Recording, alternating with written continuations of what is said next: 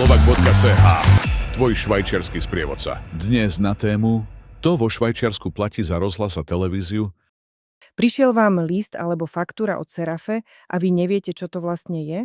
Serafe je spoločnosť, ktorá vo Švajčiarsku vyberá povinný poplatok za verejnoprávne rádio a televíziu. Nie je to predplatné, ale poplatok nastavený štátom. Najdôležitejšie je vedieť, že poplatok je za domácnosť. To znamená, jedna domácnosť sa rovná jedna platba, bez ohľadu na to, či máte doma televízor alebo rádio. Aktuálne je to 335 frankov ročne.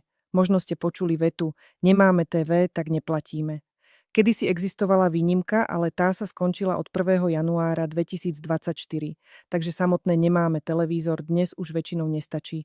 Dobrá správa je, že existujú situácie, keď sa poplatok platiť nemusí, najčastejšie ak niekto v domácnosti poberá doplnkové štátne dávky k dôchodku alebo v špecifických prípadoch, prípadne ak bývate v zariadení, kde poplatok rieši inštitúcia.